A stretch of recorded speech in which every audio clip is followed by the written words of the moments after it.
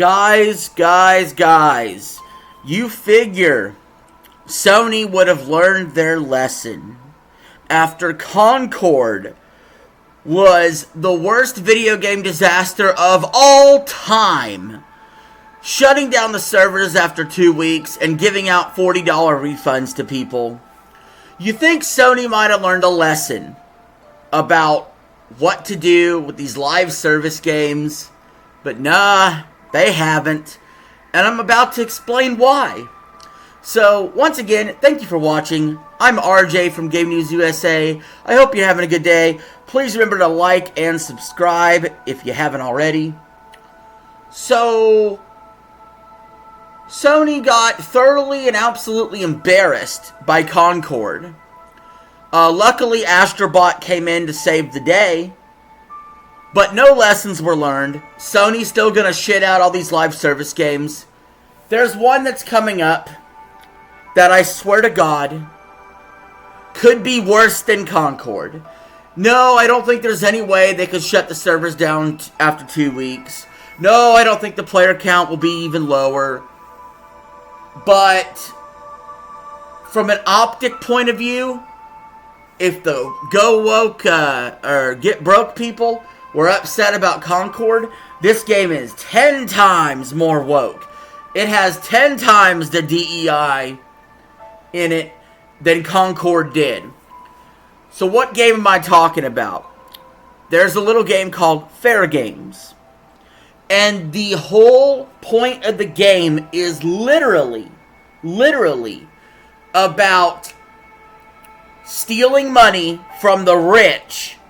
Not to give to the poor like Robin Hood, but to just take for yourself. And you might be thinking, what's the difference between this and a Grand Theft Auto game? Whoopie-doo, big deal. The message it's sending is basically go be Antifa. And it's got communist messaging in it. It's littered all over the place. Just wait till you see this game, guys. Like, it's gonna completely... You're gonna see it right off the bat if you go watch a trailer. Now, there's a couple things going for this game. Did you like Watch Dogs? If your answer is yes, maybe you'll like this. Maybe you'll find some enjoyment out of it. They're calling it an online cooperative heist live service game. Again, why does every game have to feel as though it needs to be a live service game? Why tag a game with that name? It's almost becoming like poison for your player base. Because there are certain expectations with a live service game, like updates, seasons, microtransactions that are worthy of purchasing. And when you don't produce, people aren't going to put in the time. And then, when your game dies, you have no one to blame but yourself. So again, are we sure we want to go down this road again? Why is it this game gets to come out, and Concord gets to come out, but the Last of Us live service game wasn't up to snuff? What's going on? I heard a Spider-Man live service game wasn't up to snuff. What's the deal with that? Now, in Sony's defense, Helldivers 2 did excellent. It really did. But pumping these games out at $40 a pop that are live service games will not work. You will have far more games closer to Concord, which is the absolute disaster, versus games that are the absolute success like Helldivers 2. Sony, I know you're thin on the margins. I know you can't just lose money left and right like a Microsoft could or Nintendo would but never will. So, you gotta be careful here and tread lightly that you're not gonna sink the brand. Luckily for PlayStation, they are seen as the place to play third-party games because there is a desert when it comes to their first-party exclusives as of late. Except for Astrobot, which is going to be great. By all accounts. Probably game of the year. But what's coming on the horizon? We need a PlayStation Showcase. You know, Sony's lucky they are a third-party machine.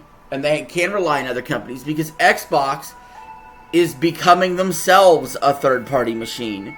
Putting their games on PlayStation as well. So maybe PlayStation feels they don't need to be putting out what they did last generation and the generation before. What is their bread and butter? High-quality, single-player games. And I understand they are big budgeted with small profit margins.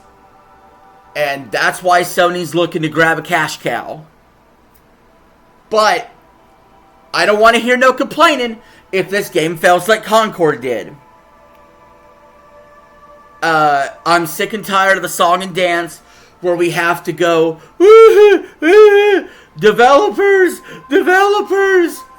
You made a shit game. If you do anything that's shit in the workplace, you get fired. You could get fired. So I can't cry for these developers anymore. You saw the writing on the wall when the publisher said, you got to make a live service game that's woke. Immediately you should be like, okay, either stay on board, cash your checks, work on the game, do the best you can, but you know your time is limited. Or you have a backbone and say, I'm not doing that creatively. I disagree. And if you creatively do agree, then you're part of the problem anyway. So either way it goes, I can only shed so many tears for these developers who should know going in what's going to be a good game or a bad game for the most part. I understand maybe you can get duped sometimes. But fair games is DOA for everybody. Watch and see. I would be stunned beyond belief if fair games turned out to be a good game. Anyway, guys, that's all I got today. Thank you all for watching. Have a good one. I'm out.